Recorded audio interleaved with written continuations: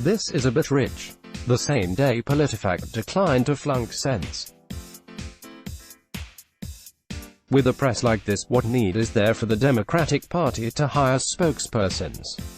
Former Major League Baseball player Curt Schilling claimed on social media that law-abiding gun owners stop crimes 2.5 million times a year per the Centers for Disease Control. Though his sourcing is incorrect, the number he cites is not a mere fabrication.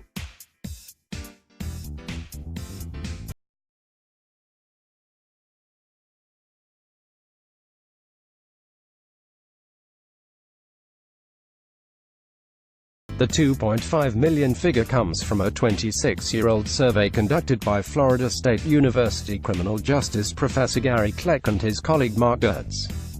They surveyed a random sample of adults, asking them whether they had used a firearm in the past year to protect themselves or property, and how they had used it. PolitiFact, which is a property of PolitiFact, notes. However, even acknowledging that the figure cited by Schilling is based on actual research, PolitiFact gives the former ball player a mostly false rating anyway. His sourcing is incorrect and some experts disagree with his number anyway, says the fact-checker. Remember, this is the same group that claimed this week it could not give Sens. Harris and Warren a bad grade after they lied and said a Ferguson police officer murdered Michael Brown. You may recall PolitiFact said this week of its refusal to correct the Harris-Warren lie, because the significance of Harris's and Warren's use of the word is open to some dispute. We won't be rating the tweets on the truth-o-meter. It is good to see PolitiFact has got its groove back. The number of such instances is not known, and no estimate has been done by the CDC, the fact-checking group said of Schilling's tweet. A report requested by the CDC cites various studies, including one by a Florida State University gun researcher based on a 1993 survey which estimates that people use guns about 2.5 million times per year in self-defense, when they believe a crime is being committed. It adds, that study did not try to determine whether the people in those instances were actual gun owners or whether they were law-abiding during the incident. But the researcher says studies as recently as 2018 have produced estimates as high as 6.1 million.